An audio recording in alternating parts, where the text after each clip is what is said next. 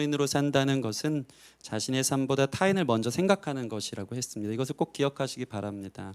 자신에게 있는 자유가 이웃에게 걸림돌이 된다면 과감히 포기할 수 있어야 한다라고 이야기했습니다. 그래서 지식사랑으로 자기의 자유, 나 자유에 괜찮아를 구가하며 사는 것이 아니라 사랑 지식, 사랑 어떻게 하는 것이 사랑인지, 어떤 게 덕이 되는 것인지에 대해서 알아가기를 원하여서 지난 시간에 이 말씀 전했습니다. 이것을 위한 여러분 권리와 자유가 있다면 그것을 포기할 수 있겠습니까? 네, 오늘 사도 바울을 보면은 자기가 그런 사람이다, 자신의 모습을 예를 들어서 더 깊이 있게 그리스도인으로 산다는 것은 이것과 같다라고 자신의 권리와 자유를 포기하는 것을 보게 됩니다. 그럼 우리가 이 말씀을 보면서 억지로 내게 있는 권리와 자유를 포기하라 그러면 그럴 사람이 있겠느냐 이 말입니다. 쉽지 않은 것이죠. 왜 그래야 되지? 라는 의문이 우리 가운데 있다는 것입니다. 사도 바울은 이것에 대한 이유를 그것은 바로 복음 때문이라고, 복음의 가치, 복음의 영광, 복음으로 사는 것이 무엇인지 안다면 내게 있는 권리와 자유를 기꺼이 포기하는 것은 당연하다. 내가 그렇게 사는 것은 억지가 아니다.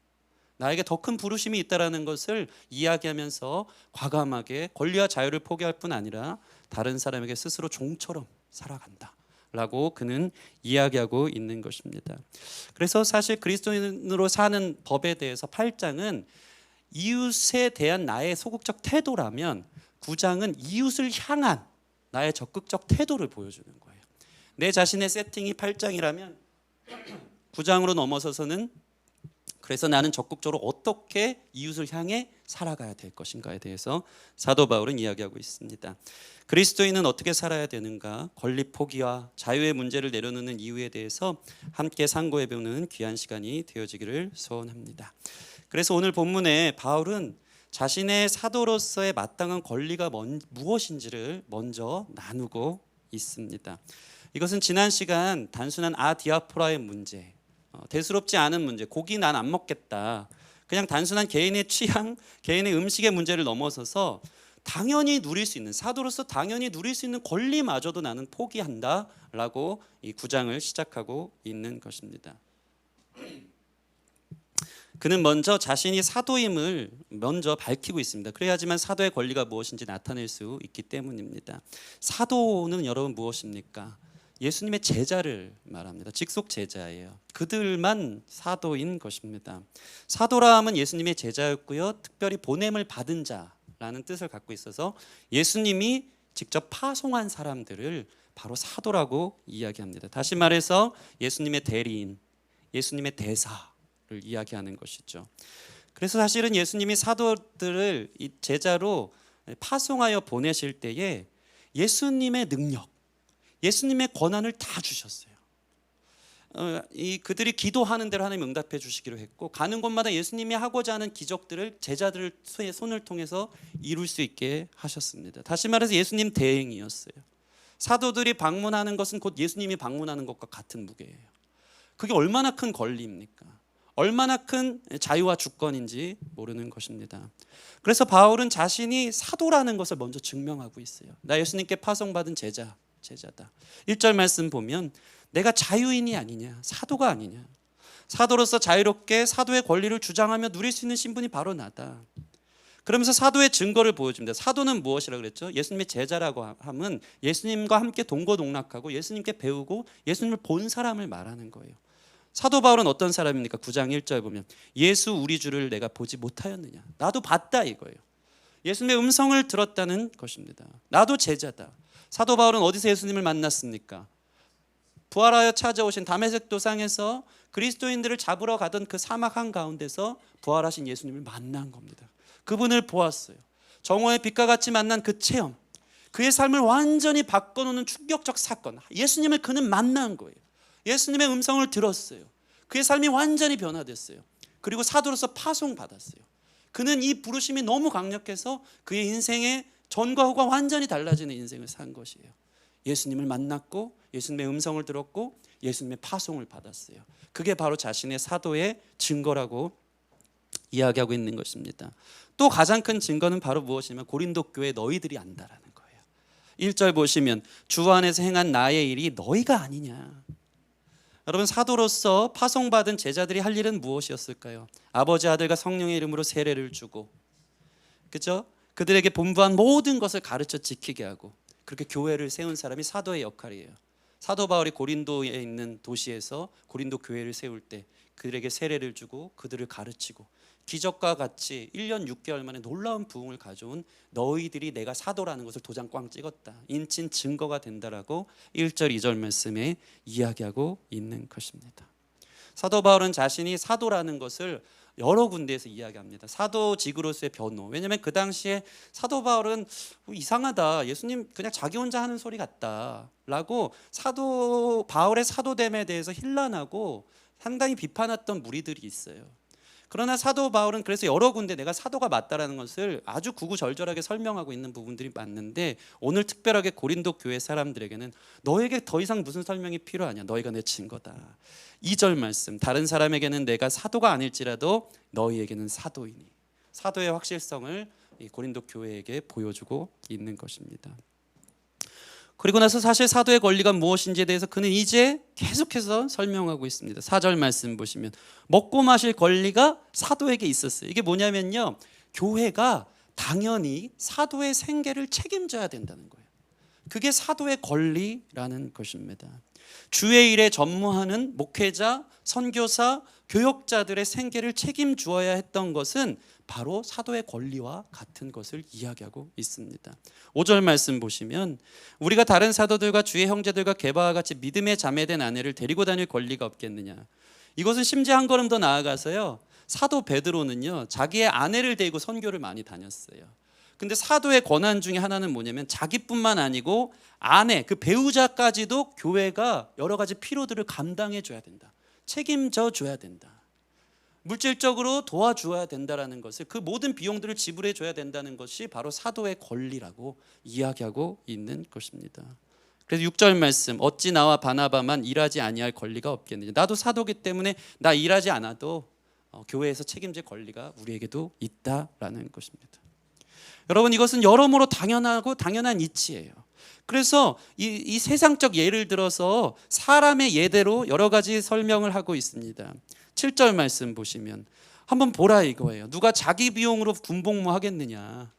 그렇지 않습니까? 군인이 자기 비용 지불해서 군복무 합니까? 그렇지 않죠. 나라에서 그의 생계를 다 책임져 주기에 군복무를 하는 것입니다. 포도원 주인이 포도를 심었는데 열매를 마음껏 먹는 것은 당연한 이치예요. 그렇죠? 자기가 심은 것에 대한 열매를 거두는 것은 권리라는 것입니다. 심지어 양을 기르면 양의 젖을 먹는 것도 당연한 이치다. 목회자가 목양을 하며 목양을 통해 생계를 유지하는 것은 목회자의 당연한 권리라고 이야기하고 있는 것입니다. 심지어 세상적인 사람의 예뿐만 아니고 이것이 성경에도 나왔대요. 모세의 율법을 보면 9절 말씀, 신명기 25장에 있는 말씀인데요, 모세의 율법에 곡식을 밟아 떠는 소에게 망을 씌우지 말라 기록하였으니 하나님께서 어찌 소들을 위하여 염려하심이냐. 10절, 오로지 우리를 위하여 말씀하심이 아니냐.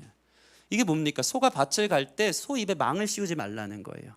소가 밭을 가고 그곳에 일을 했기 때문에 그에 대한 대가를, 수고한 대가를 언제든지 일하다 말고도 떨어진 곡식을 주워 먹을 수 있게 하라라고 이야기하는데, 이게 소를 위한 법이냐? 이게 아니고 바로 사도, 목회자, 교역자들을 위한 일이라고 율법에도 명시되어져 있다고 이야기하고 있는 것입니다. 그래서 사도 바울은 이렇게 이야기합니다. 11절, 우리가 너에게 신령한 것을 뿌렸은즉 너희의 육적인 것으로 거두기로 과하다 하겠느냐. 사역자는 무엇입니까? 성도들을 하나님께로 인도하고 성도들을 잘 설득하여, 목회의 정의는 그거예요. 성도들을 잘 설득하여 하나님을 더욱 사랑하게 만드는 일이에요. 그렇게 영적인 필요들을 채워줬는데 성도들은 어떻게 해야 됩니까? 성도들이 목회자의 영적인 필요를 채워줄 수 있습니까? 그러지 않다는 거예요. 그러나 그 영적인 필요에 반하여서 너무 귀하고 감사해서 자신의 육적인 것으로 목회자들을 감당해 주는 것이 교회의 이치라고 이야기하는 것입니다. 사역자는 은혜의 꼴을 먹이고 교회는 사역자에게 영적인 것으로 채워줄 수 없기에 육적인 것으로 대신 채워준다. 생계를 유지해주고 사역의 목회자가 지장되지 않도록 뒷받침해 주는 것은 과한 것이 아니고 당연한 권리이고 이치라고 이야기합니다. 얼마나 구구절절 설명하는지 몰라요. 13절 말씀 보시면 성전에서 일하는 이들은 성전에서 나는 것을 먹으며 제단에서 섬기는 이들은 제단과 함께 나누는 것을 너희가 알지 못하느냐. 저희가 구약성경 모세오경 큐티 하면서 보지만 일주일에 한 번씩은 레위인의 권위, 그 제사장들이 무엇을 취할 수 있는지에 대해서 계속해서 나누고 있는 것을 봅니다. 모세오경을 통해서 레위인 제사장, 성전 일을 맡은 사람들의 생계는 어떻게 유지되었었죠? 그들은 분배받은 땅이 없었어요. 그러나 그 지파의 성읍에 떡하니 도피성에 자리 잡아서 심지어는 일정량의 정원을 하나님이 주세요. 거기 가꾸면서 살라고. 그리고요, 더 멋있는 건 뭐냐면요, 이 레위인들 제사장들은요 매일 고기를 먹습니다. 매일. 이 이스라엘 문헌에 의하면 이스라엘 백성들은요 그 당시에 일주일에 한 번 정도 고기를 먹을 수 있어요. 근데 레위인 제사장들은요 성전에서 성전 일을 맡으면서 매일 고기 먹었어요. 그건 무엇을 얘기하냐면 그 일의 특수성을 얘기하는 거예요. 하나님과 사람 사이에 중보하는 일, 주의 일을 감당하는 그 역할과 위치 속에서 하나님은 그들을 더 특별히 돌봐주셨다는 것입니다. 제사를 올린 고기 중 양질의 좋은 것들은 다 제사장 몫이었어요. 참 신기해요. 하나님은 기름하고 내장은 다 태워서 분향해서 하나님께 드리라고 하고, 좋은 부위들 있잖아요. 제가 이 소고기 좋은 부위 찾아봤거든요. 뭐 안심, 등심, 살치살, 치맛살, 양지살, 이게 다 제사장에게 줬다는 거예요. 매일같이 소고기 파티를 연 거예요. 왜요? 그게 제사장의 권한이다. 영적인 다리를 놓고 영적으로 하나님께 인도하는 사람들의 육적인 필요는 그렇게 채워야 된다라고, 어떤 일종의 코이노니아, 일종의 소통, 함께 사귐과 교제의 모습이 어떤 식으로 일어나야 되는지에 대해서 매우 건강한 지표를 사도 바울은 당연하게 사람의 예, 율법의 예, 목회자 사도의 권위는 이거다라고 설명하고 있는 것입니다. 그래서 14절 말씀 같이 읽어볼까요? 14절 말씀 시작. 이와 같이 주께서도 복음 전하는 자들이 복음으로 말미암아 살리라 명하셨느니라. 아멘, 아멘. 복음을 전하기에 그들은 이 땅에서의 삶이 보장되어져야 된다. 그것은 기본이다, 베이직이다 라고 이야기하고 있는 것입니다. 여러분 꼭 기억하시기 바랍니다. 교회는 목회자의 생계를 적극적으로 도와줘야 하는 것입니다. 그게 권리요 이치라는 것입니다. 물론 저는 개척을 했고 미자립교회고 사정이 쉽지 않다는 것을 압니다. 저는 개척 당시 20년 만에 알바를 시작했습니다.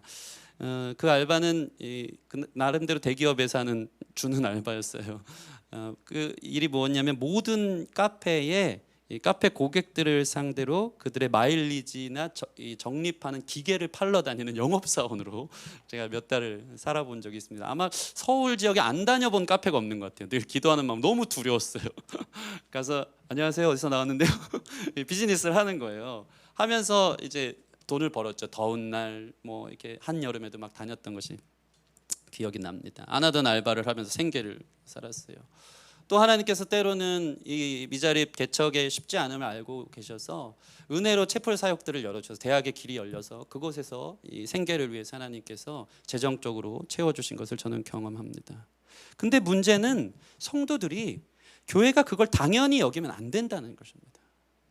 그건 당연한 이치가 아니라고 이야기하는 거예요. 원래 그렇구나, 그래도 되는구나, 그게 아니라는 것입니다. 교회가 책임지는 게 옳다라고 이야기합니다. 당연히 여기면 어떻게 될까? 제가 이 이야기를 하는 이유가 제가 목회자로서 쉽지 않은 이야기인데 제일 어려운 부분인데 성경에 나와 있기 때문에 저는 담대하게 전하는 거예요. 여러분 당연히 여기잖아요. 뭐 목사님 생계 알아서 해주시고 우리는 은혜만 누리면 되겠지. 그러면요 교회에 은혜가 없어요. 교회에 은혜가 없어요. 돈에 대한 거, 생계에 대한 거 막 서로 이렇게 부담 주면서 그 부분 때문에 예민하고 저 막 그렇게 계산적으로 나가기 시작하는 교회는요 절대 은혜가 없습니다. 하나님께 하듯 교회의 목회자를 섬기는 그 모습, 교회의 이 목회자의 생계를 우리 교회가 책임져야 된다는 그 멋있는 모습이 여러분에게 더욱더 은혜가 되기 때문에 이 말씀을 저 여러분에게 증거해 주는 줄 믿습니다. 이것은 매우 중요한 신앙적 태도입니다. 목회자의 입장에서는 어떻게 하면 성도들에게 부담을 안 줄까? 어떻게 목회에 더 전념하며 교회에 전무할까에 대해서 신경을 쓴다면 성도들은 어떻게 하면 목회자의 생계를 책임지며 우리 목사님이 목회에만 전념할 수 있게 할까에 대해서 관심을 가져야 된다는 것입니다. 어떤 교회는 큰 교회인데 헌금도 엄청 많이 들어오는데 다른 사역비 행사비에 대해서는 엄청 후하게 재정 측정을 한다는 것이죠, 예산을. 근데 사역자 사례는 쥐털만큼 주는 교회가 있습니다. 그러면서 재정 장로님이 한다는 말이 이런 말을 해요. 사역자 사례 너무 많이 주면 버릇 나빠진다. 사역자의 경건 생활에 문제가 될 수 있다라고 하는 것이죠. 여러분 지금 누가 누구 경건을 책임지고 있고 하나님의 종을 누가 인간적으로 교육시킵니까? 그런 교회는 백날 가도 은혜가 없어요. 은혜가 없어요. 서로 곁눈질로 보면 판단하고 서로 부담되고 그런 교회 은혜가 없습니다.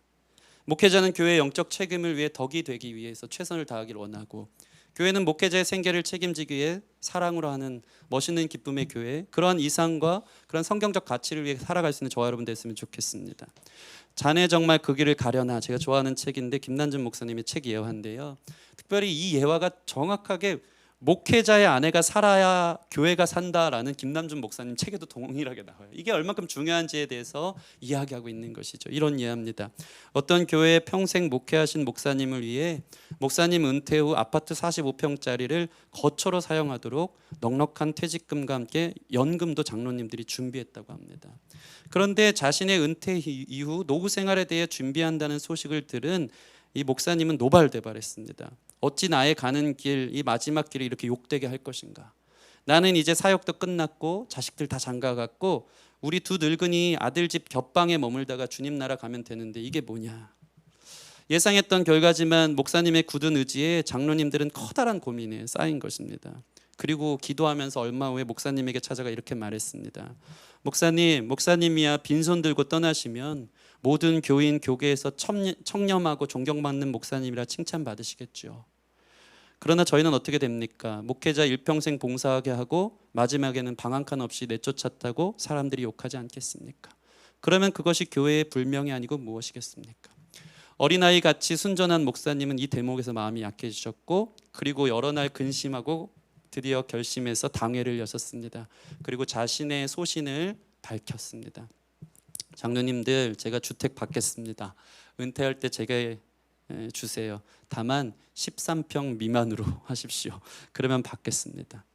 좀 더 큰 주택을 드릴 수 있게 애원하는 당회와 함께 힘든 줄다리기를 하면서 결국 은퇴하실 때 19평짜리 연립주택으로 합의를 봤다고 합니다. 이 예가 무엇을 얘기합니까? 목회자들이 은퇴할 때 꼭 그 목사님처럼 선택하라는 이야기가 아닌 것이죠. 그러나 이 말이 얼마나 멋있습니까? 교회자는 목회자의 노후를 어찌하든지 책임져 주려고 하고, 목회자는 물질의 탐욕에 눈이 멀지 않아 끝까지 교회와 목회를 생각하는 이 싸움, 이 멋있는 싸움이 얼마나 건강한 교회인지 몰라요. 서로를 생각함으로 책임져 주기 위한 이 싸움, 이 멋있는 교회가 우리 교회의 모델이 되었으면 좋겠습니다. 지금 제가 제 살에 올려달라고 이 말씀하느냐, 전혀 그렇지 않습니다. 제가 너무 불편해요. 그런데 저는 개척교회 현실에 맞게 지금 딱 맞게 받고 있다고 저는 생각합니다. 이 시대는 과거 교회의 영광의 시대가 아닙니다. 여러분이 아실 거예요. 대형교회, 메가처치의 영광의 시대는 없어요. 목회자의 생계를 다 책임질 만큼 넉넉한 교회도 이젠 찾기 쉽지 않습니다. 이 미자립 교회들이 얼마나 많은지 모릅니다. 이런 현실을 저도 알기에 저는 할 수 있는 한 저의 생계를 위해 텐트 메이커 하면서 사도 바울처럼 살 것입니다. 물론 우리 교역자들에게 너무 미안합니다. 너무 적게 주거든요. 요즘은 열정 페이 아니고 페이 열정이란 말이 있어요. 뭡니까? 페이 주는 만큼 열정을 보이겠다. 우리 전도사님들 교역자들 보면은 정말 열정적으로 잘 섬기고 있어요. 제가 이런 이야기를 하는 이유는 뭡니까? 말 그대로 뭐 더 받겠다 이게 아니고, 교회의 진짜 멋있는 모습이 무엇인가? 이러한 멋있는 상호작용, 이러한 진정한 교제 안에서 교회가 은혜롭게 커간다는 것을 여러분 기억하시기를 바랍니다. 그래서 기도하면서 함께 세워가자. 놀라운 것은 무엇입니까? 이 기본적 권리에 대한 당연한 이야기를 무려 14절까지 거의 반절을 사도의 권리가 이것이다, 교회의 책임은 이것이다 이야기하는데, 사도 바울은 어떻게 한답니까? 그는 복음을 위하여 기본적인 권리를 오늘 포기한다는 게 말씀의 시작인 것입니다. 문제는 이게 문제입니다. 바울은 그 기본적인 권리마저 포기한대요. 무엇을 위해서? 복음을 위해서. 가만히 생각해보니까 저는 죽었다 깨도 이건 못할 것 같아요.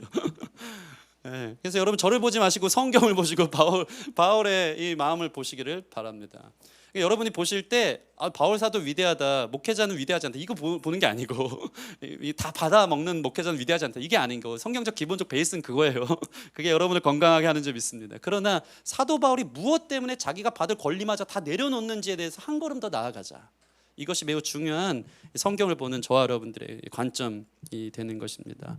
왜 사도 바울은 이렇게 권리에 대해서 구구절절 써놓고 그것을 난 포기하겠다라고 얘기할까요? 대단한 반전이죠. 우리 12절 말씀 같이 읽겠습니다. 12절 말씀 시작. 다른 이들도 너에게 이런 권리를 가졌거든 하물며 우리일까 보냐. 그러나 우리가 이 권리를 쓰지 아니하고 범사에 참는 것은 그리스도의 복음에 아무 장애가 없게 하려 함이로다. 아멘. 자신이 이 권리를 마음껏 누릴 수 있지만 그러지 않은 이유는 복음에 장애가 된다라고 생각을 한 것입니다. 왜 이럴까요? 왜 자신의 권리를 받아 누리는 건 당연한데 이게 복음의 걸림돌이 된다라고 사도 바울은 생각했을까요? 그것은 첫째로 복음의 가치, 복음의 무게를 이 물질로 뒤바꿔서 그 영광을 퇴색시킬 것 같은 것이 사도 바울은 너무 가슴이 아팠던 것입니다. 당시에는 순회 연설가들이 엄청 많았어요. 그들은 이 도시 저 도시들을 다니면서 여러 철학적인 이야기를 설파했고 이것은 당시 유행이었어요. 좀 지적으로 깨어있는 사람이다 하면 유명한 사람이 우리 도시에 왔다 그러면 거기 가서 강의 듣는 게 가장 고상한 일이었던 것입니다. 그러면 수많은 유랑 연설가들이 그들 가운데 나타난 것을 너무 좋아했고 그들은 그들에게 지적인 유익을 주는 만큼 풍성한 재정 수입이 돌아온 거예요. 오늘날 가장 인기 있는 일타 강사가 되는 것처럼 그래서 당시에 가장 유명했던 이 학문이 웅변술 수사학 이런 것들 흥미 유발을 일으키는 주제의 연설들이 엄청 많았고 인기가 많았어요. 그래서 사실 청중들은요 그가 얼만큼 우리를 향한 사이다 발언 우리의 흥미를 잘 유발시키고 우리의 삶에 대해서 철학적으로 읽어주는가에 대해서 관심이 많았고 그에 상응하는 보답으로 해줄 수 있는 것이 물질이었다는 것입니다. 마치 오늘날 이 유튜브나 여러 방송들 보면 인터넷 별사탕 주듯이 좋아요 하트 뿅뿅 주듯이 강연이 좋은 만큼 그에 대한 리액션은 바로 돈이었어요. 사도 바울이 가만히 고민하다 보니까 이런 풍토 속에 고린도 교회가 자리 잡은 거예요. 자신이 복음을 전하면 그 복음의 위대한 가치를 물질로 대신 평가하는 것이 자기는 걱정이 됐어요. 평가절하시킨다고 생각을 한 거예요. 이 세상 일반 철학, 풍자, 정치 이야기하면서 흥미 유발용 유랑 연설가들이 하던 그것처럼 교회 와서 말씀 들을 때 마치 학원에서 수강료 끊듯이 와서 좋은 말씀 듣고 나는 그에 대한 합한 물질을 줬다. 그랬으니 손 털고 됐다. 기브 앤 테이크 됐다라고 생각하는 것이 복음의 가치를 떨어뜨린다고 생각했던 것입니다. 여러분 복음의 수준이 물질로 감당할 수 있는 수준입니까? 그렇지 않다는 것을 여러분 기억하시기 바랍니다. 하나님의 복음이 들려지는 은혜가 돈으로 환산할 수 있는 가치가 아니라는 것을 저와 여러분들이 잘 아는 줄 믿습니다. 사도 바울은 이런 풍조 속에서 내가 돈 받으면 이 사람들이 병들 것이다. 좋은 말씀 듣고 난 그만큼에 상응하는 물질로 보답했기 때문에 됐다. 복음은 그렇게 가치 없는 것이 아닌데 그렇게 생각할까 봐 복음의 놀라운 영광과 가치에 장애물이 되는 것이 두려워서 나 그럼 안 받겠다. 복음은 돈으로 살 수 있는 게 아니야 라고 이야기하고 있는 것입니다. 그래서 그 권리를 쓰지 않는 거예요. 복음의 위대함 때문에. 얼마나 멋있습니까? 복음은 한 사람의 인생을 읽어주기 시작하고 그 복음이 우리로 하여금 어디로부터 와서 어디로 가야 되는지 알려주고 영원한 생명을 취득할 수 있는 돈으로 바꿀 수 없는 이야기며 선물인 것을 사도 바울은 알기에 복음의 높음, 복음의 위대함을 고소하기 위해서 물질을 받지 않기로 작정한 것입니다. 여러분 안에 들리는 복음이 당연한 권리인 것처럼 생각하시는 분들이 없기를 바랍니다. 은혜는 베풀 수 없는 자에게 베풀어주는 호의라 그랬어요. 여러분에게 들려지는 매일의 복음, 매주의 예배 안에서 주의 말씀을 듣는 것은 생명입니다. 돈으로 바꿀 수 없는 거예요. 와서 좋은 말씀 듣고 그에 보답하는 헌금 드리면 됩니다. 그 수준이 아니라는 것을 꼭 기억하시기를 바랍니다. 사도 바울은 그래서 15절에 이렇게 이야기하고 있습니다. 15절. 그러나 내가 이것을 하나도 쓰지 아니하였고 또 이 말을 쓰는 것은 내게 이같이 하여 달라는 게 아니라 돈을 권리를 주장했으니까 달라는 게 아니라 내가 차라리 죽을지언정 누구든지 내 자랑하는 것을 헛된 대로 돌리지 못하게 하리라. 유랑 연설가들은 자기의 자랑이 돈이었어요. 내가 연설을 잘하는 만큼 돈의 가치가 자기에게 들어왔거든요. 자기에게 명예와 인기가 오는 것이 자기의 자랑이었어요. 사도 바울은 그게 아니었어요. 복음 자체가 자랑이었어요. 돈으로 바꾸고 싶지 않았어요. 이 복음의 묵직함이 우리 가운데 있기를 소원합니다. 여러분이 갖고 있는 복음이 그만큼 무거운 영광이에요. 무엇으로도 바꿀 수 없어요. 무엇으로 대처할 수 없는 것이 저 여러분 가운데 주어졌습니다. 우리는 그 복음을 위해 사는 거예요. 주어진 선물을 위해 사는 것입니다. 제가 예전에 교회 개척 전에 이 설해마을 처음 시작하기 전에 그 카페에서 한 1년 정도 직원 예배를 드렸습니다. 저희 에게 이제 카페를 교회로 내준 그 형제가 카페 대표이기 때문에 직원들이 한 10명 정도 모였어요. 근데 거의 다 신자가 아니었어요. 그런데 얼마나 가시방석이었겠어요. 대표가 신앙생활 잘한다고 직원 예배 월요일 아침 8시에 출근 9시인데 8시에 부르는 거 진짜 싫은 거 알잖아요. 월요일 날 그 싫은 월요일 날 예배 드리러 와라. 이 대표도 얼만큼 신앙이 좋은지 몰라요. 심지어 대리석도 딱딱하고 차가웠어요. 거기 앉아서 딱딱한 분위기에 설교가 들어가기 시작하니까 특별히 이 또래 비슷해 보이는 나이, 제가 동안이지 않습니까? 이 얼굴 보면서 뭐 저 젊은 목사가 와서 무슨 귀찮아 죽겠네 하는 태도로 이렇게 예배를 드리기 시작한 것입니다. 말 그대로 제가 그들에게 설교를 하니까 어디서 설교해 하는 눈으로 저를 바라보기 시작했습니다. 그러다 중 어느 날 예배를 마치는데 카페 대표 형제가 직장인 예배라고, 제가 추운 겨울에도 불구하고 맨날 기타 메고 이제 겨울용 외투 있잖아요. 이게 마이죠, 마이. 그거 입고 넥타이 메고 이렇게 갔습니다. 복장 중요해서 갔는데 제가 그렇게 추워 보였나 봐요. 갑자기 저에게 이게 축구 국가대표만 주는 리미티드 에디션인데 그 형제가 카페 하기 전에는 축구 에이전트였거든요. 프로축구 브라질에서 선수들 데려다가 실제로 했기 때문에, 그리고 그 장인어른이 허정무 감독이었기 때문에 리미티드 에디션 한국에 30개밖에 없는 이 니케 니케 롱패딩을 저한테 그냥 벗어서 이렇게 주는 거예요. 목사님 저기 한 번도 안 입었어요. 자기가 받은 건데 목사님 드린다면 당시 이 롱패딩이 제일 유행했던 시절입니다. 저는 너무 당황해서 이거 왜 주냐고. 그러니까 아니에요, 입으세요, 딱 보기 좋아요 하더라고요. 제가 그거 받고 그날 이제 예배 말씀 잘 전하고 집에 오는데 그 입을게요 못 입을게요 못 입겠더라고요. 못 입겠어요. 그거 들고, 물론 그 형제는 믿음으로 저에게 선대를 한 건데 내가 이거 받으려고 예배드리나, 너무 서러운 거예요. 못 입겠어요. 내가 목회하고 내가 복음 전해서 좀 잘 먹고 잘 살려고 한다? 이런 거 받으려고 한다? 이게 목회적 자존심이 문제가 되더라고요. 그거 들고 왔어요. 물론 지금은 잘 입고 있는 좀 있습니다. 잘 입고 있어요. 그러면서 하나님, 제가 복음을 전하는 사람으로서의 보람은 이게 아닌데 이거 받으려고 내가 이 아침에 고생하러 오는가? 제가 원하는 복음의 영광, 기쁨은 저들도 복음에 참여하는 것입니다.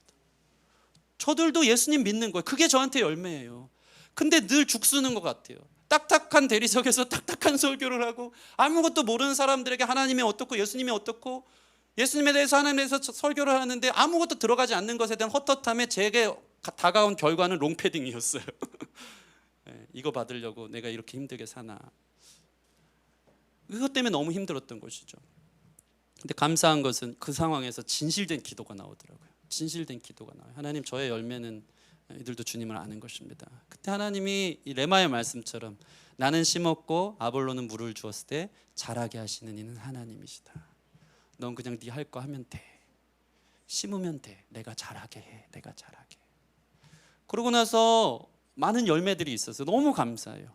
그 대표 형제는 매주 첫 예배로 이 기업을 시작하다 보니까 한 주 동안 이 말씀 안에서 어떻게 살아야 되는지 큰 유익이 있다고 얘기하고, 어떤 그 팀장님은 예전에 교회를 다녔었는데 저한테 늘 예배만 끝나면 개인 상담을 해요. 이 기도 제목이 있고 저 기도 제목이 있다. 기도 좀 해달라고. 자기도 기도하기 시작했고 사업의 문제가 이것 때문에 좀 풀려지기 시작했다. 이런 이야기도 하고, 더 감사한 거는 그 1년 후에 거기 어떤 실장님으로 계신 자매가 있는데 천주교 신자였는데 예배 드렸던 거죠. 1년 후에 만났는데 목사님 저 요즘 교회 다녀요. 요즘 해외 봉사 때문에 준비하고 있어요. 선교 간다는 얘기, 단기 선교. 그래서 제가 속으로 생각했어요. 첫 번째는 너무 감사했고 두 번째는 교회 다녀도 왜 우리 교회 오지 왜 그 교회를 가냐. 큰 교회 다녀요. 큰 교회. 네, 좋은 교회 다니더라고요. 그게 저의 보람이에요. 그게 복음의 가치예요. 그게 복음의 가치. 여러분, 사도 바울은 물질로 평가된 게 너무 싫었어요. 복음의 가치를 위해서 내게 생명을 거저 주신 그 은혜로 나도 다른 사람 살리는 그 가치를 위해서 살아가는 것이 가장 중요했기에 복음을 위하여 자신의 권리를 포기하는 것입니다.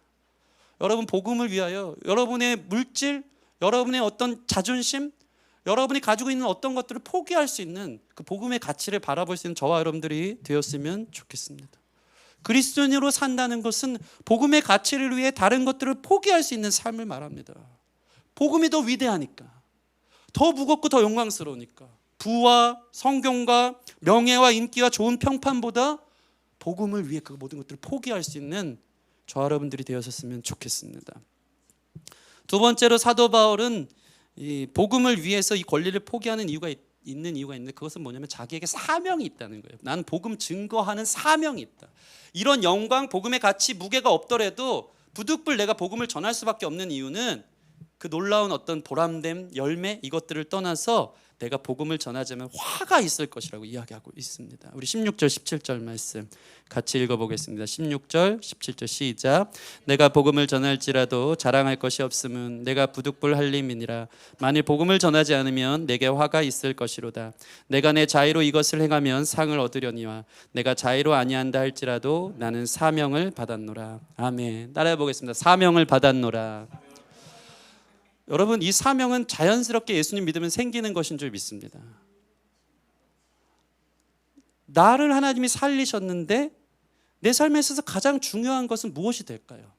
그리스도인으로 산다는 것은 다시 태어난 삶이에요. 이전에 세상 명예와 부를 위해 살았다면 예수님을 믿기 시작하면서 다시 태어난 사람은 예수로 사는 것입니다. 예수님을 증거하기 위한 삶으로 저와 여러분들을 부르신 줄을 믿습니다. 그게 그리스도로 사는 거예요. 바울은 자신이 누릴 당연한 권리보다 자신이 전해야 할 당연한 의무에 더 치중하기 시작한 것입니다. 예전에는 전도의 사명을 가진 사람이 참 많았어요. 때를 얻든지 못 얻든지 전도 폭발 훈련 막 하면서 어떻게 내가 전도할까, 늘 모든 그리스도인들의 관심이 거기 있었어요. 근데 요즘은 이 모든 열정을 어디 뺏겼습니까? 이단들에게 다 뺏긴 것 같아요. 공부는 엄청 하고 신학적 지식, 머리는 이만큼 커졌는데, 그래서 다니는 삶의 환경 속에서도 그리스도인으로서의 정당성을 양심에 이제 부여하면서 가진 게 있으니까 나의 자유의 권리를 위해서 살긴 하지만 모든 관심, 모든 시선이 그래서 내가 주님을 어떻게 전할까에 대해서는 다 관심이 없는 것들을 보게 됩니다. 때를 얻든지 못 얻든지 증거해야 한다는 주님의 말씀은 접어둔 채 그냥 마음껏 기다리다 보면 그게 마치 지혜로운 처사인 것처럼 하나님이 하시겠지 하면서 사실 이 전도의 열정에 있어서 불을 붙이지 않고 살아갈 때가 얼마나 많은지 모릅니다. 여러분, 우리가 왜 복음을 듣고 구원받아 이렇게 살아야 합니까? 전도하기 위해서입니다. 하나님께 영광 돌리는 삶 중 최고의 영광은 바로 전도하는 것임을 믿으시기 바랍니다. 예수님의 삶이 여러분 왜 영광스러웠을까요? 우리를 전도했기 때문이에요. 우리를 하나님께로 인도했기 때문이에요. 예수님께서 제자를 부르신 이유가 어디 있습니까? 하나님께로 인도하기 위함입니다. 여러분 삶의 가장 영광스러운 일은 바로 전도하는 것, 그것이 저와 여러분의 사명이기를 소원합니다. 많은 청년들이 하나님께 길을 물어요. 나는 앞으로 무엇을 해야 될까요? 저는 누구와 결혼해야 될까요? 막 찾아요. 주님의 뜻은 무엇일까? 그런 기도는 많이 해요. 그런데 주님께서 명령하신 확실한 뜻과 비전이 있어요. 성경을 필 때마다 나오는 정확한 목적이 있어요. 그것은 무엇이 되기보다, 누구와 결혼하기보다 더 중요한 미션이에요. 그레이트 코미션. 그것은 바로 전도요, 선교인 것입니다. 명확해요. 내가 누가 되고 무엇이 되기보다 더 중요한 것은 내가 사명자로 전도함으로 사는 것. 누구와 결혼해도 전도를 위해서, 내가 무엇을 살더라도 주님을 전하기 위해서. 이것이 저와 여러분을 향한 사명인 줄 믿습니다. 사도 바울은 이 사명에 불타올랐어요. 안 그러면 화가 임할 것 같다, 가당치 않다라고 스스로에게 생각했기 때문입니다. 여러분, 우리 인생의 최고의 효도는 부모님 전도하는 건 줄 믿습니다. 우리 인생의 최고의 자녀 교육은 자녀들을 하나님께 인도하는 것인 줄 믿습니다. 그 놀라운 부르심을 향해 사명을 위해 살 수 있는 저와 여러분 됐으면 좋겠습니다. 인생에 복음이 필요하지 않은 사람은 아무도 없습니다. 제가 살다 보니까 다 인생 문제가 다 비슷해요. 돈이 많든 적든 어디서 살든 얼만큼 공부했든 상관없이 전부 다 미래 문제, 건강 문제, 자녀 문제, 이게 다예요. 거기서 시달려요. 거기서 자유로울 사람이 없어요. 그 말은 곧 어느 누구에게도 복음이 필요하지 않은 사람은 없다. 다 필요하다. 그래서 전해야 되는 것인 줄 믿습니다. 예전에 이 이야기를 한번 들은 적이 있는 것 같은데, 어떤 초등학생이 있었어요. 초등학생이라고 깔보면 안 되는 게 그들도 은혜 받으면 놀랍게 변한다는 사실입니다. 다 영적인 존재거든요. 한 초등학생이 은혜를 크게 받아서 아빠가 예수님을 믿지 않아서 너무 속상했어요. 그래서 매일 기도를 시작했습니다. 이 예수님 나만 믿으면 안 돼서, 그리고 아빠에게 매일같이 예수 믿자고 졸랐어요. 그 아빠는 그런 아이가 너무 귀여워서, 그래 그럼 너부터 예수님 믿어, 아빠 여유 생기면 아빠도 믿을게, 교회 갈게, 아빠는 요즘 너무 바쁘단다, 너무 아빠 괴롭히면 오히려 부담스럽지 않겠니? 기다려주렴. 적당히 매일 달래고 넘어갔습니다. 그러던 어느 날 가슴 아프게도 그 아이가 불의의 교통사고를 당해서 죽고 말았습니다. 부모의 슬픔은 무엇으로도 달랠 수 없었고 어느 날 아빠는 죽은 아들 방에서 아이의 흔적을 매만지면서 눈물을 흘리고 있었는데 그 아이의 일기장 하나를 발견합니다. 그 일기장 내용을 보고는 아빠는 기절할 것 같이 놀랐습니다. 그 아이가 죽기 며칠 전의 내용인데 바로 기도문이었습니다. 하나님, 우리 아빠 꼭 예수님 믿게 해주세요. 하나님, 아빠가 예수님 믿기 위해서 내가 죽어야 한다면 나는 죽기를 원합니다. 내가 죽어서라도 아빠가 예수 믿게 해주세요. 그 글을 읽으며 충동과 후회와 감동은 이루 말할 수 없었고, 예수 믿는 게 이렇게 중요한가? 생명 내놓고 믿어야 할 일인가? 그렇게 아이에게 유언 같은 그 일기장을 보고 그 아빠는 교회를 나가기 시작했고, 복음을 믿고 회개하고 예수를 구주로 영접하고 나서 이 사람이 어떤 사람이 되냐면요, 지난 반세기 동안 세계 도처에서 수백만의 젊은이들을 그리스도 앞으로 인도한 CCC 부총재의 이야기예요. 국제본부 부총재의 실제 사건인 것입니다. 초등학교 아이에게도 이런 복음에 불타는 열정이, 나중에 이게 유언문을 보면서 부총재가 너무 놀란 거죠. 복음이 이 아이의 생명의 값을 대신해서 줄 만큼 가치 있고 위대한 것인가. 그래서 그의 삶이 송두리째 바뀔 만큼 초등학생 아이가 갖고 있는 복음을 향한 무게감, 그 사명감이 그 아빠를 바꿨고 그 아빠를 통해 놀라운 하나님의 열매들을 보게 했다는 것입니다. 여러분, 복음은 이런 것이에요. 목숨을 바꾸고도 아깝지 않은 것. 이게 그리스도인의 표준이라는데 우리는 어디까지 갔느냐 이 말이에요. 무엇 때문에 사느냐 이 말이에요. 복음을, 흔한 얘기로 이게 구원을 그냥 너무 가치 없이, 구원짜리예요 이 정도로 너무 가치 없이 생각할 때가 있어요. 내가 가진 복음이 얼마나 값지고 귀한 것인데 내가 무엇을 위해 살아야 되는지는 모른 채 늘 뒷전일 때가 얼마나 많은지 모릅니다.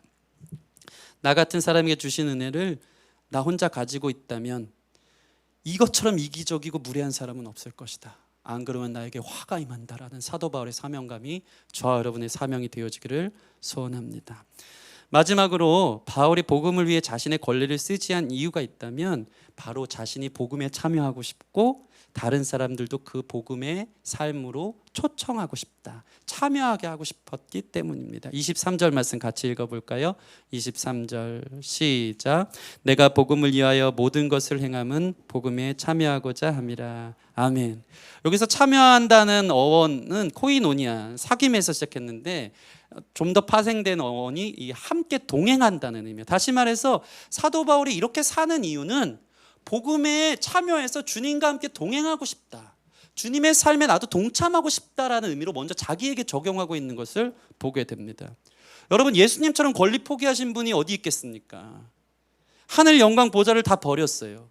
온 우주의 주권자, 창조자 되신 자유를 다 포기하고 죄된 인간의 몸에 갇혀서 일생 복음을 위해 자신의 권리와 자유를 포기하신 분, 머리 둘 곳 없이 평생 사시면서 우리를 살리기 위해 십자가 앞에 죽으러 가시는 그 주님의 모습에 참여하고 싶었던 거예요. 이게 복음으로 부름받은 사람들의 안에 있는 불일 듯 끓어오르는 마음이라는 것입니다. 여러분, 놀라운 사실 하나 알려드릴까요? 제가 부모가 되고 보니까 부모 마음 알겠더라고요. 자녀를 낳고 보니까 우리 엄마 아빠가 나를 이렇게 사랑했구나. 부모가 되지 않으면 죽었다 깨어나도 못 알는 거예요. 복음에 참여하는 이유는 여기 있어요.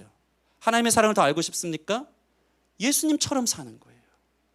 예수님이 돼봐야지, 예수님처럼 권리 포기해봐야지 예수님이 나를 이만큼 사랑했구나 깨닫기 시작하는 거예요. 사도 바울은 이게 너무 귀했어요. 비록 너무 힘들고 어려운 고난의 길, 자기 권리를 포기하면서 자기 자유를 다 포기하면서 종처럼 살아가는 게 쉽지 않았지만 그때 더 큰 주님의 사랑을 깨달은 거예요. 이만큼 나를 사랑하셨구나, 이렇게 나를 위해 권리 포기하셨구나, 이렇게 하나님 하늘 보좌를 버리고 나를 위해 이 땅에 오셨구나 하는 것이 느껴지는 것이 그에게 큰 기쁨이었어요.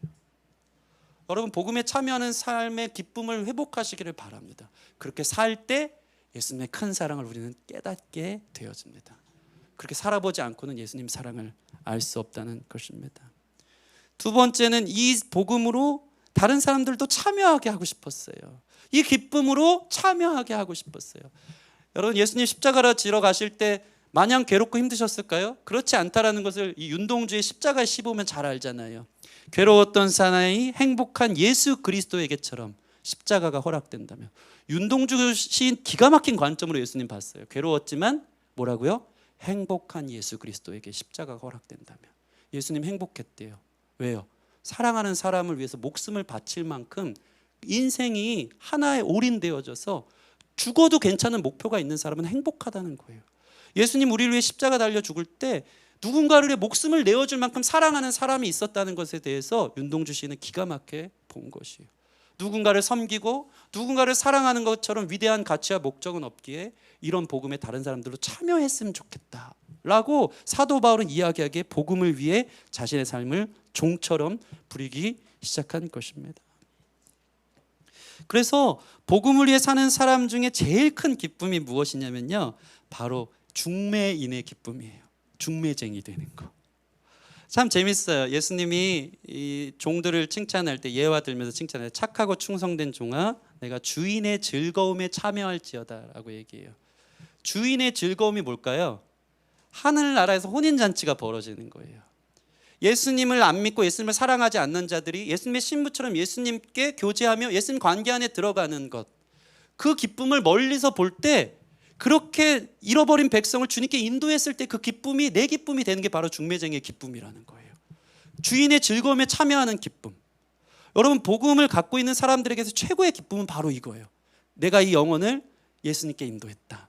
그것을 멀찌감치 이 중매인 성사시키면 기분 되게 좋잖아요. 되게 위험한 일 아닙니까? 남녀를 이렇게 만나게 한다는 게. 근데 그게 성사해서 결혼까지 됐다.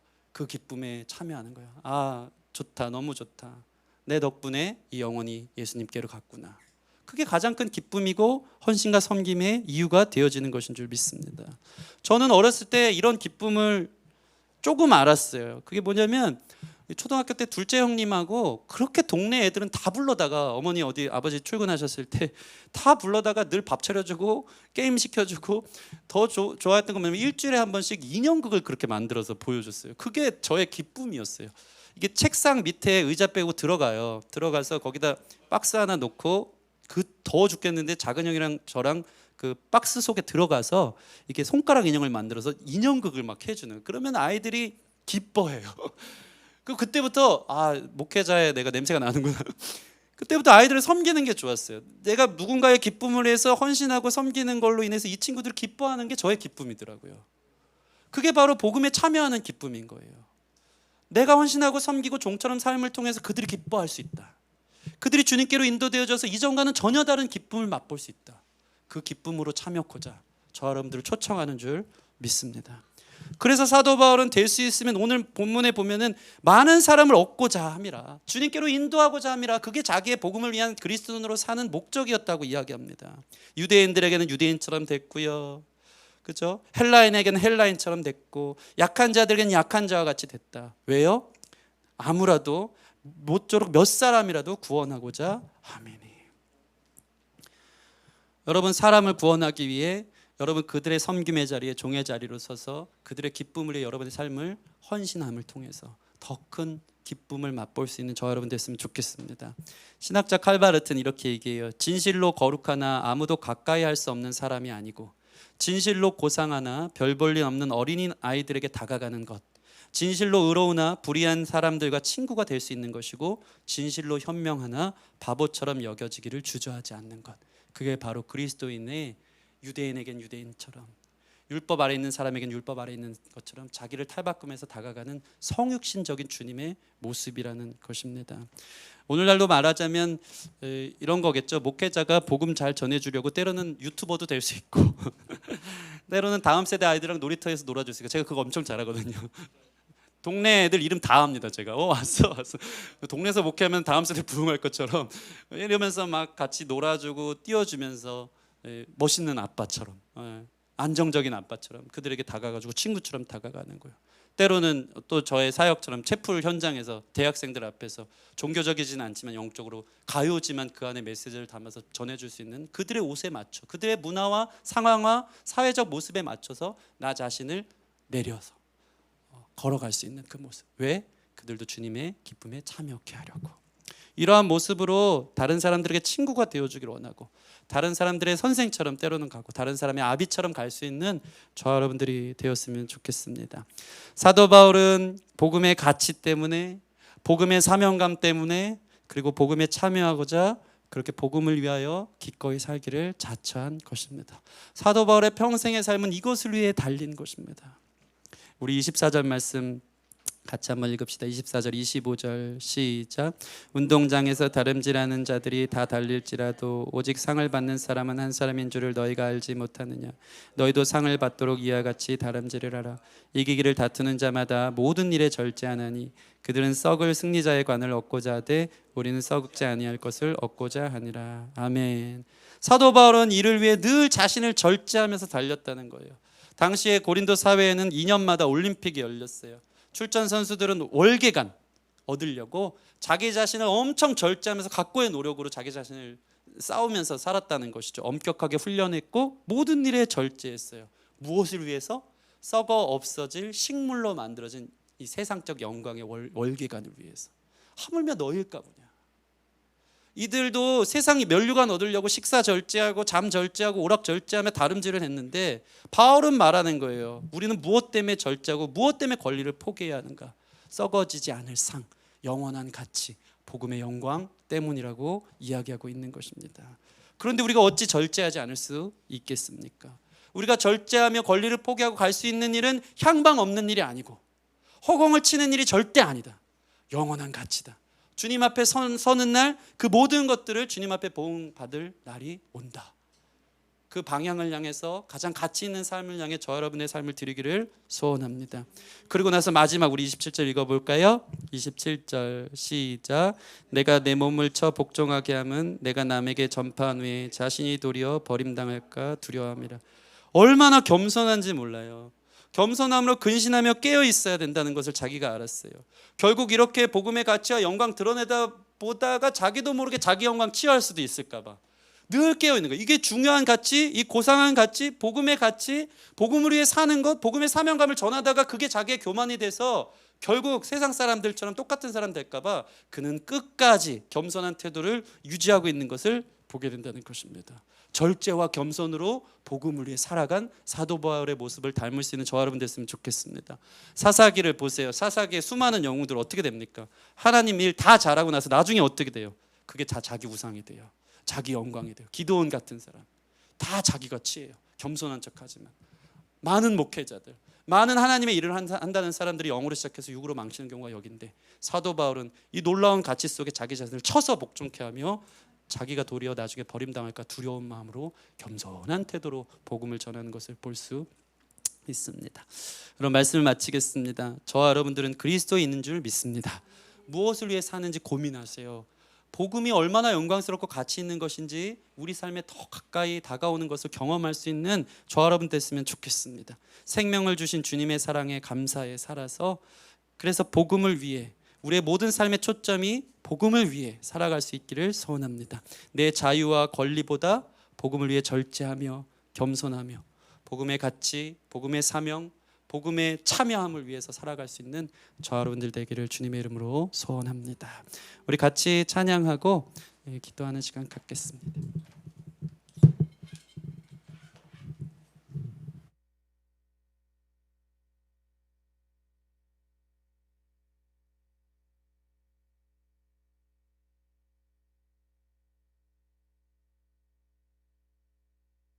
네, 우리 아까 했던 찬양으로 할게요. 주의 인자하신 그 사랑이 찬양하면서 내가 복음으로 사는 것이 무엇인지 오늘 말씀 생각하면서 찬양하고 같이 기도하는 시간 갖겠습니다.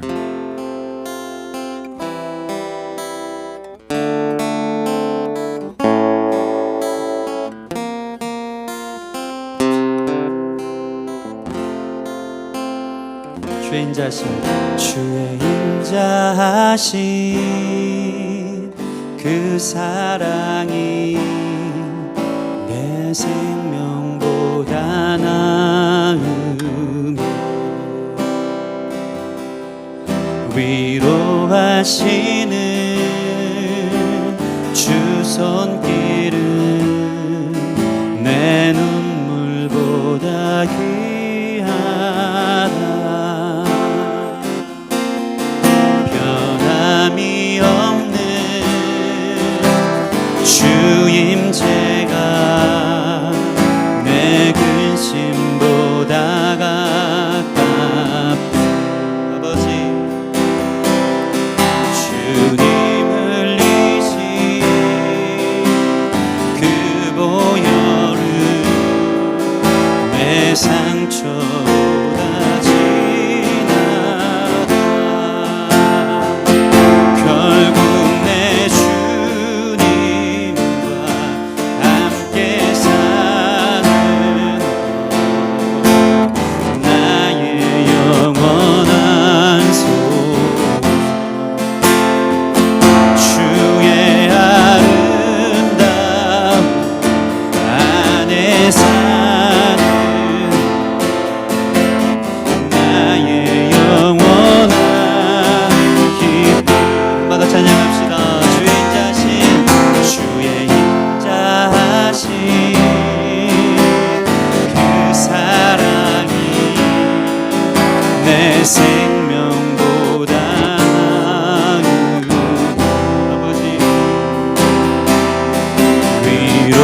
위로하시는 주 손길은 내 눈물보다 귀하다. 변함이 없는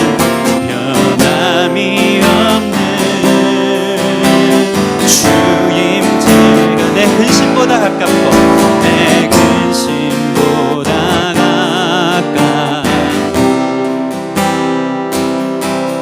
주님을 이신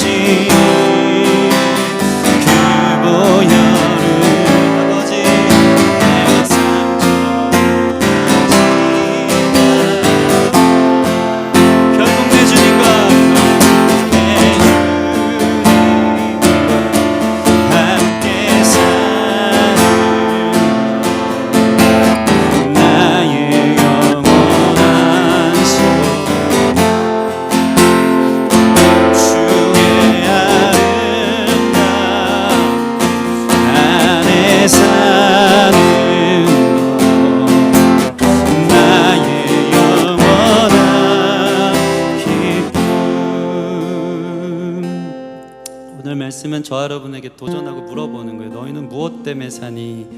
그리스도인이라고 하면서 복음으로 새 생명을 얻었는데 무엇이 너의 삶에 가장 중요하니라고 물어볼 때 우리도 이와 같이 고백했으면 좋겠습니다. 주의 인자하신 그 사랑이 내 생명보다 나으며 복음으로 사는 것이 내 생명보다 귀합니다. 왜냐하면 내게 생명을 주신 주님의 사랑이 이미 충분하기 때문입니다. 주님 흘린 그 보혈은 내 상처보다 진하대요. 이 상처 때문에 사는 사람들이 있어요. 내가 교육적 혜택을 못 받아서 그동안 그렇게 살았기 때문에 자녀들에게 그것들 요구하면서 그것이 삶의 목적인 사람, 물질적으로 공고함 가운데 산 사람, 그 물질로 가난하게 산 게 상처여서 그게 전부인 것처럼 살아가는 사람들. 근데 오늘 가사는 이렇게 얘기합니다. 주님 흘리신 그 보혈은 내 상처보다 진하다. 이미 주님의 흘린 보혈 안에 나의 상한 마음, 나를 위로하시고 나를 찾아오시고 나를 만져주신 주님의 은혜가 있기에 내 상처보다 진한 그 보혈 때문에 내가 살아갑니다. 그것을 위해 복음을 증거하고 그것을 위해 복음에 참여하기 위해서 나 자신을 종처럼 살아가며 내 권리와 자유를 포기하는 삶으로 살아갈 수 있도록 복음의 가치의 영광을 다시 한번 깨달을 수 있도록 인도하여 주시옵소서. 우리 같이 기도하며 나아가겠습니다. 기도하겠습니다.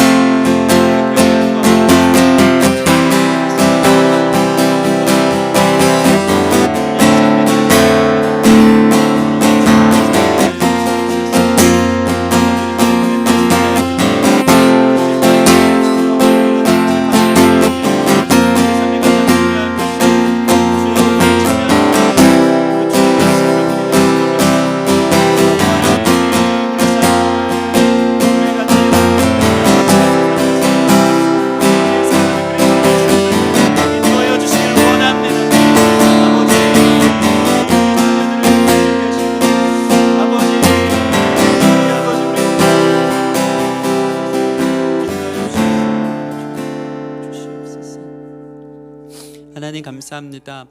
사도 바울은 자신이 복음의 빚진 자라고 이야기합니다. 빚진 자에게 가장 급한 일은 빚을 갚는 것입니다.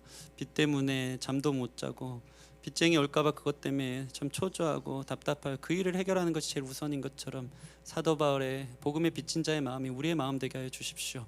생명보다 귀한 주님의 생명값으로 그리스도인이 되었고 다시 살게 하셨으니 그 복음에 합당한 삶을 살아갈 수 있는 우리 귀한 성도님들 되어지기를 소원합니다.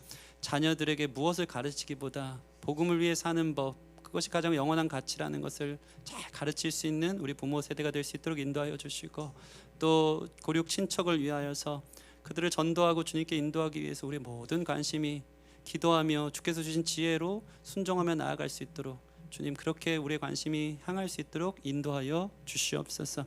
결국 주님 앞에 서는 날 향방 없는 것 아니고 주님 앞에 서는 날 다 결소하고 온전히 세워지는 날 있는 줄 믿사오니 영원한 가치, 복음의 가치, 복음의 영광 우리가 깨닫고 복음에 참여하는 삶으로, 다른 사람을 복음으로 참여시키는 삶으로, 복음의 사명자로 살아갈 수 있는 우리가 될 수 있도록 주님 축복하여 주시옵소서. 감사하며 예수님 이름으로 기도합니다. 아멘.